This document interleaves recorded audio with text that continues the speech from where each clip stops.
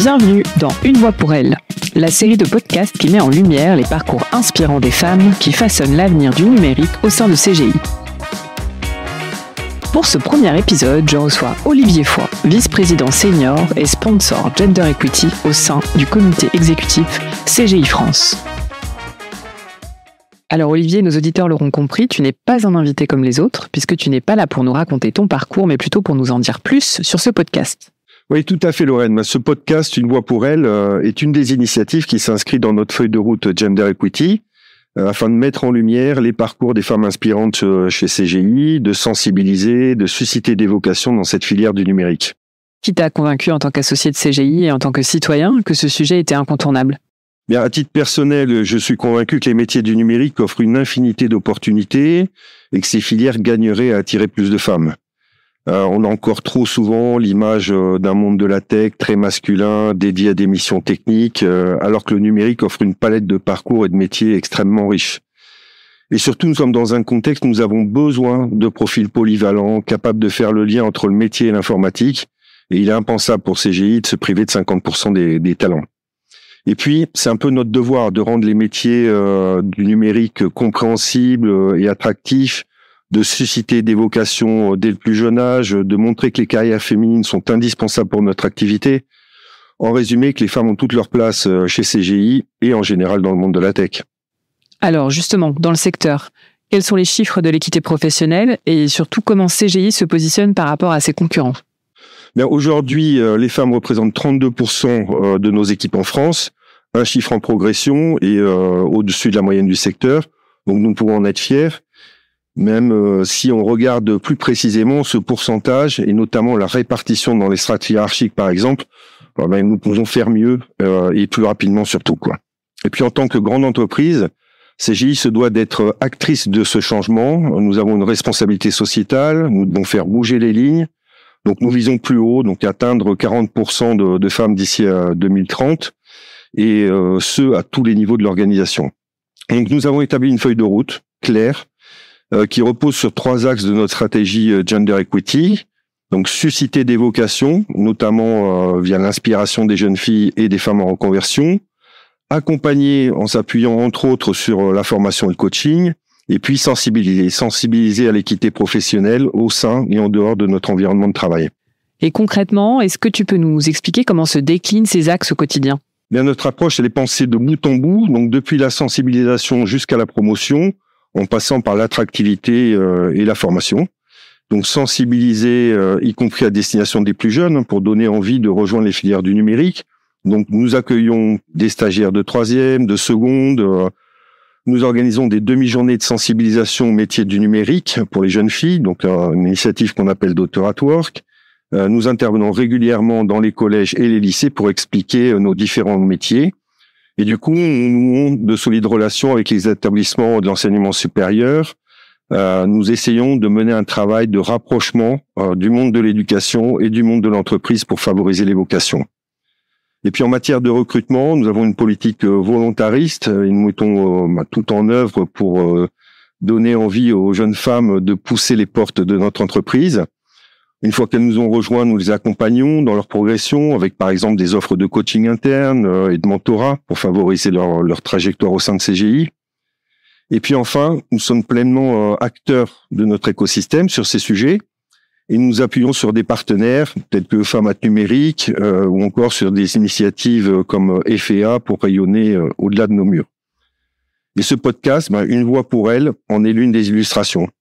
Donc vous entendrez des femmes vous raconter leur parcours chez CGI. Eh bien, je crois que c'est la transition idéale. Merci Olivier pour cet éclairage. On retrouve tout de suite notre première invitée qui va nous en dire plus sur son parcours. Bienvenue dans Une voix pour elle, la série de podcasts qui met en lumière les parcours inspirants des femmes qui façonnent l'avenir du numérique au sein de CGI. Dans chaque épisode, vous découvrirez des histoires uniques, des parcours, des défis et des réussites qui prouvent qu'il n'y a pas de limite quand on ose se lancer dans ce secteur. Ces femmes passionnées, audacieuses et visionnaires partagent avec nous leurs expériences, leurs ambitions et leurs conseils pour prendre sa place dans un monde en constante évolution. Alors c'est parti, installez-vous confortablement et écoutez-les ouvrir la voie. Bonjour Lorraine. Merci beaucoup d'avoir accepté de prendre la parole pour ce premier épisode. D'abord, j'espère que tu vas bien. Écoute, merci de m'avoir invitée. Je suis vraiment ravie d'être là avec toi, très honorée. Je suis une grande amatrice de contenu audio et de podcast, donc je suis ravie de pouvoir en contribuer et en réaliser un aujourd'hui avec toi. Je te rassure, ça va très bien se passer. Alors, on va commencer par faire connaissance. Est-ce que tu peux te présenter et nous dire ton prénom, ton âge ? D'où tu viens, nous dire depuis combien de temps tu es chez CGI et ce que tu y fais. Oui, bien sûr. Donc, je suis Nadège, j'ai 38 ans. Je suis née à Paris, mais j'ai grandi en périphérie toulousaine, ça s'entend. Et j'ai fait une partie de mes études donc à Toulouse, sur Paris et à New York. Là, j'ai intégré CGI en juin 2022. Ça fait bientôt 3 ans, en tant que directrice de projet sur la technologie Salesforce. Si je dois un petit peu vulgariser, expliquer ce que je fais au quotidien, c'est que j'encadre des personnes qui font de l'intégration informatique autour de la techno Salesforce, et je m'assure en fait que le projet va correctement se dérouler, que le suivi financier tient la route. Je m'assure en fait que les engagements qu'on a pris envers le client sont bien respectés. Et évidemment, ça ne s'arrête pas là. J'ai beaucoup d'autres tâches que je mène au quotidien, comme suivre des collaborateurs, des associés CGI, les coacher, les faire grandir au quotidien. Je m'occupe aussi de développer la relation avec l'éditeur stratégique Salesforce au niveau France. Et en parallèle, je m'occupe de coordonner la communication pour la division du centre de compétences Salesforce. Donc en fait, c'est très très varié en termes de tâches. Je ne m'ennuie pas. C'est ce que j'aime aussi. J'ai plusieurs casquettes, donc il faut être à la fois agile et organisé pour mener tout ça de front. C'est ce qui fait le challenge intéressant au quotidien. Après, sur les projets, si je peux spécifier un petit peu, j'ai travaillé dans des secteurs un petit peu variés, donc l'aéronautique, le bâtiment, l'énergie, le monde associatif. Et dernièrement, là, je reviens sur un client aéronautique, mais sur une autre technologie, sur la technologie SAP. Pour moi, l'objectif, il est foncièrement le même. C'est toujours accompagner le client au plus près pour pouvoir lui proposer des nouveautés, des solutions, des innovations que l'on va pouvoir développer au sein de CGI, m'assurer que les collaborateurs sont satisfaits de la mission, qu'ils progressent bien. Voilà, ça c'est un petit peu tout ce que comportent mes activités aujourd'hui chez CGI. Alors, j'entends effectivement ton petit accent. Tu me parles de Toulouse, d'aéronautique. Ça ressemble quand même à un parcours tout tracé, ça, non ? Oui, alors, aéronautique, forcément, quand on pense à Toulouse, c'est ça. Mais pour moi, pas réellement. Je suis partie de Toulouse en 2009, à la fin de mes études. Je trouvais pas réellement d'opportunités ici. Je cherchais initialement dans l'export, où j'avais eu une petite expérience marquante à 20 ans. J'avais gagné un concours sur la région Midi-Pyrénées organisé par les conseillers du commerce extérieur, donc pour aller faire une mission en Chine. Donc j'étais très portée sur l'international, la volonté de travailler avec du management interculturel, d'aller faire de la prospection. Et puis quand je me suis retrouvée face au marché de l'emploi, c'était plus compliqué. Chercher pour moi pendant des mois, c'était pas vraiment une option. Donc je me suis orientée vers la capitale très rapidement, et mon parcours s'est forgé là-bas dans le marketing opérationnel B2B, dans la distribution, dans le channel management pendant 13 ans. Donc voilà, j'ai fait mon école de commerce à Toulouse et j'ai fait pas mal de missions en France, à l'étranger pendant ce parcours-là. J'ai aimé les langues et rapidement j'ai pu débuter au sein d'une entreprise industrielle de la grande consommation. Très vite, j'ai pu avoir une opportunité avec une dimension plus internationale en CDI, et donc me voilà partie pour 6 ans de marketing opérationnel à la frontière avec les ventes, avec tout de suite de l'encadrement de personnes. J'aimais ça dès mon plus jeune âge, donc j'ai appris à promouvoir des produits, à faire de la veille commerciale, à établir des plans promotionnels, à savoir comment aller les vendre, à qui les vendre, à quel segment de marché, et à rendre des comptes évidemment dans une entreprise américaine. Dans toute entreprise, rendre des comptes sur ce que j'avais mené et les résultats. Donc, après quelques années, c'était une expérience très formatrice. Je voulais pas rester avec cette étiquette industrie. J'ai cherché à connaître autre chose. J'avais vraiment envie d'apprendre autre chose et aussi d'avoir plus de personnes à gérer. Je fais une petite aparté là, mais en France, pour moi, c'est beaucoup. Pour certains, le management, c'est la punition. On gravit les échelons et puis on a une équipe à gérer. Pour moi, c'est pas du tout le cas. C'est un réel goût. J'y mets beaucoup d'énergie. Je pense que je suis reconnue pour ça. Et voilà, j'aime faire le lien, j'aime me dire que je fais progresser les autres. Et je trouve que c'est très gratifiant parce qu'on apprend aussi beaucoup des autres personnes que l'on manage, et notamment des plus jeunes. Donc ça, c'est vraiment quelque chose qui me plaît. Et j'avais envie d'aller chercher ça. Donc, cette nouveauté que j'envisageais, elle s'est présentée. Elle s'est présentée au sein d'un grand tour opérateur dans la croisière maritime. À 9 ans, je me suis en charge d'une équipe. Je travaille avec des collègues super pointus dans leur domaine, avec leurs expertises. Et dans ce poste de responsable marketing France d'abord, je me suis vraiment épanouie. Il y avait des budgets confortables. J'ai pu toucher à beaucoup de leviers promotionnels et marketing. C'était vraiment passionnant et j'avais un responsable très intelligent, beaucoup d'expérience, donc j'ai beaucoup appris à son contact. Et 7 ans de ma vie, j'ai beaucoup apprécié. Ça a été un bon moment pour moi. Merci pour cet éclairage sur la première partie de ta carrière. Mais si tu es à mon micro aujourd'hui, j'imagine qu'il y a eu un élément déclencheur qui t'a poussé à te tourner vers le secteur du numérique. Est-ce que tu peux nous expliquer ce qui s'est passé ? Alors oui, le changement de vie, ça a clairement été impulsé par la crise du Covid en 2020, comme beaucoup de Français, je pense. Et en étant dans le tourisme, moi j'ai été impactée de plein fouet avec du chômage partiel. Alors en parallèle, pour moi, ça tombait à une période où je venais d'accueillir mon enfant, donc c'était une période très heureuse. J'étais très épanouie sur le plan personnel, beaucoup de temps consacré à mon enfant, ce que je n'aurais pas du tout imaginé être possible. Donc c'était en même temps bien, et j'étais aussi assez peu stimulée intellectuellement. Donc j'avais vraiment le souhait de compléter mon parcours avec un pan numérique, avec un pan transformation digitale, et je voyais le train qui passait devant moi et je me disais il faut pas que je loupe le coche, mais en même temps dans la structure dans laquelle j'ai évolué, je pouvais pas aller chercher ça, la tendance elle était pas là, c'était vraiment compliqué plutôt. Donc j'ai décidé de faire une démarche plus personnelle, de manière assez basique. Je me suis connectée à mon compte CPF, j'ai constaté que j'avais une somme assez conséquente et j'ai cherché une formation certifiante qui pouvait me permettre d'aller élargir mes connaissances, mes compétences. J'ai choisi une formation certifiante, manager la transformation digitale avec l'ESCP, et j'ai suivi cette formation en distanciel sur à peu près 6-7 mois.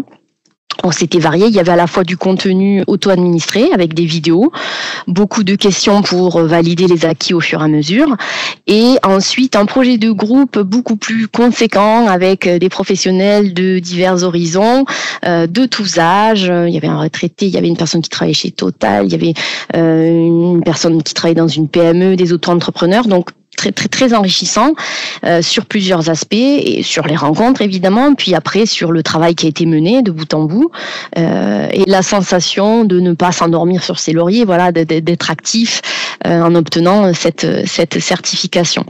Et puis si je peux compléter, c'était aussi ce changement, il est intervenu à un moment donné où j'avais aussi un projet familial avec mon conjoint. On souhaitait pouvoir offrir une autre vie à notre enfant en région, avec une grande maison, plus d'espace, des week-ends possibles dans les Pyrénées, donc quelque chose une vie un peu plus douce, moins de pollution.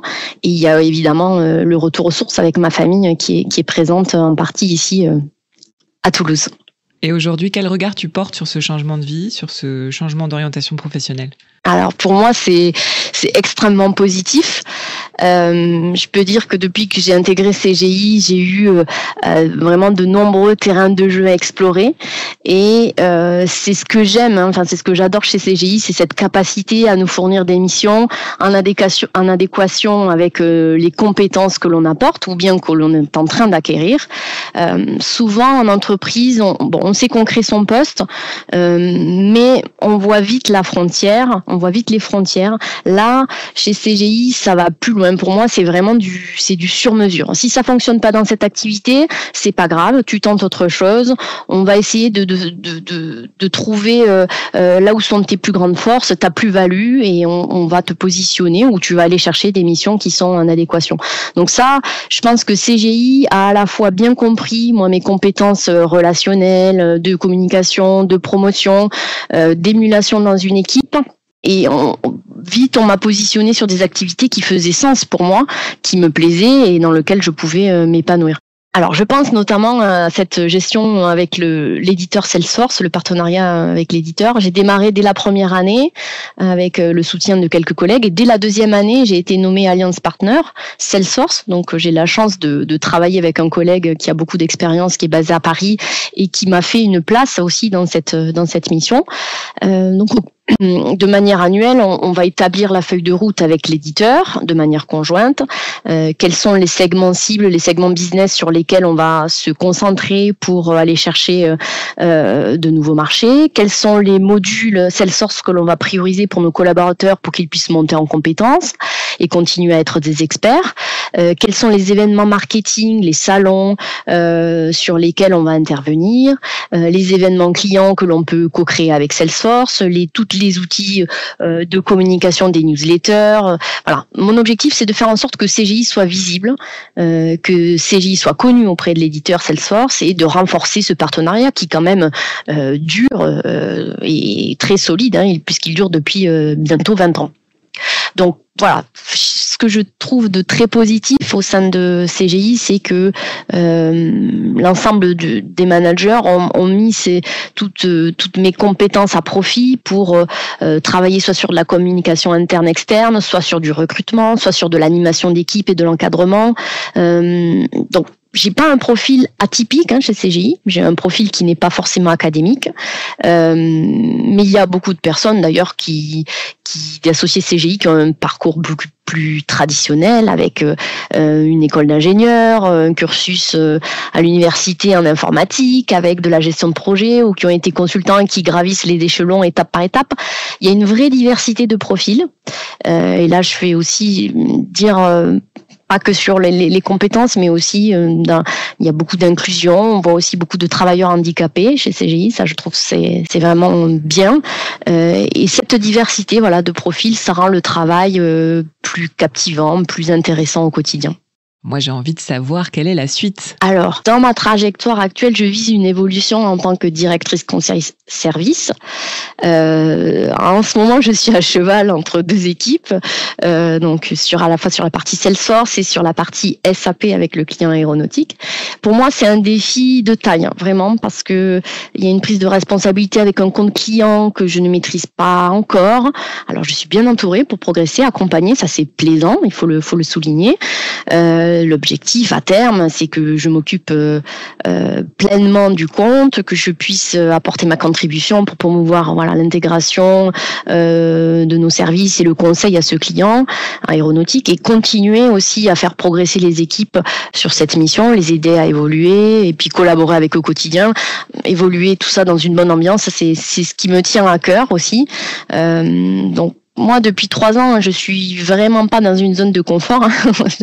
Et en même temps, ce qui est assez paradoxal, c'est que j'ai pris beaucoup plus confiance en moi depuis que j'ai intégré CGI parce que je suis énormément sollicitée sur beaucoup de sujets très variés.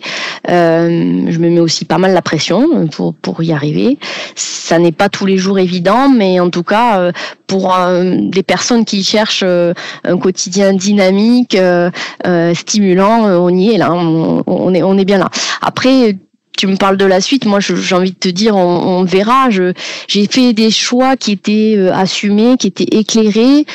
J'hésite assez souvent, longtemps, mais après une fois que j'ai tranché, je ne regarde pas en arrière en fait. J'ai plutôt tendance à foncer. Donc la suite, ça pourrait être à l'international chez CGI, ça pourrait être dans 10 ans à la tête de mon entreprise, dans un autre secteur. En fait, l'avenir nous le dira. Je me mets pas de de barrières. Je pense que les carrières aujourd'hui, elles sont vraiment très longues. Il faut pouvoir être créatif, il faut se renouveler, il faut s'amuser, il faut apprendre et il faut avoir un horizon un peu large. Et puis le parcours de tout un chacun, homme-femme, il s'étoffe au fur et à mesure. Donc avec le champ des possibles. On sent dans ton parcours que tu as envie d'explorer des territoires. On sent que c'est quelque chose d'important pour toi et que ton projet de vie est guidé par ça depuis le début. Pendant la préparation, tu me parlais des femmes qui t'avaient inspirée étant plus jeune et tu citais notamment Sophie Adenau. Est-ce que tu peux m'expliquer ce qu'elle évoque pour toi ? Oui, alors petite, c'était peut-être d'autres femmes, ma mère, ou d'autres personnes, mais là, dernièrement, c'est vraiment elle, cette astronaute française, Sophie Adenau. Elle m'inspire parce que pour moi, elle représente vraiment, c'est la performance, quoi. C'est la performance physique, c'est la performance intellectuelle, c'est la performance émotionnelle aussi. Voilà, c'est quelqu'un de brillant qui a étudié à Toulouse dans l'aéronautique, qui a fait le MIT, qui maîtrise beaucoup de langues, qui est instructeur de yoga. Bon, et en plus, elle est maman, je crois, d'un enfant. Donc c'est vrai que bon, j'étais déjà très admirative du travail de Thomas Pesquet, mais là je me dis c'est une énergie, une passion, on se met vraiment au service de quelque chose de grand. C'est une vie différente en fait, c'est une vie de gens passionnés et doués, donc qui travaillent beaucoup. Donc pour moi, voilà, elle a sûrement des prédispositions un petit peu naturelles, elle a des forces, elle a des qualités, mais je pense qu'elle travaille énormément et sans travail, voilà, on n'obtient pas grand-chose dans tous les domaines artistiques, créatifs ou autres. Donc voilà. Et ce que j'aime aussi avec l'espace, il y a plusieurs choses en fait que j'aime. C'est en fait la dimension à laquelle cela nous renvoie. Voilà, on est sur une terre, on fait un passage assez éphémère finalement, et quand on prend du recul dans l'espace, on voit qu'on doit prendre soin de nos ressources vitales. Il faut pas oublier que le numérique a un impact sur l'environnement. Donc, je pense à l'IA notamment, où on va consommer beaucoup d'eau, beaucoup d'électricité. Les gens chez CGI sont très éclairés, je pense, sur ces sujets-là. Et voilà, il faut prendre conscience de tout ça. J'aime ça avec l'espace, mais aussi j'aime le côté on relativise en fait parce que on est infiniment petit sur une Terre au milieu d'un système solaire, d'une galaxie. Il y a des milliers, des millions de galaxies, l'univers infini. Donc ça nous remet aussi à notre place. Relativiser. Il y a souvent de la pression au travail, beaucoup de pression, mais voilà, faut être bien ancré et prendre un peu de recul.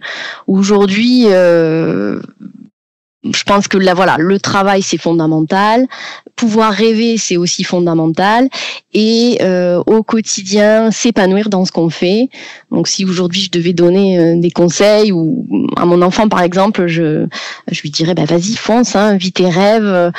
Si tu veux être cavalière, danseuse ou autre, faut le faire. On passe beaucoup de temps au travail, donc autant s'amuser. Eh bien, je crois que c'est une très belle façon de terminer ce premier numéro. Je te remercie beaucoup, Nadège, pour ton témoignage. C'est la fin de cet épisode. Si vous l'avez apprécié, n'hésitez pas à le partager et restez connectés. On se retrouve très vite pour un nouvel épisode d'Une voix pour elle.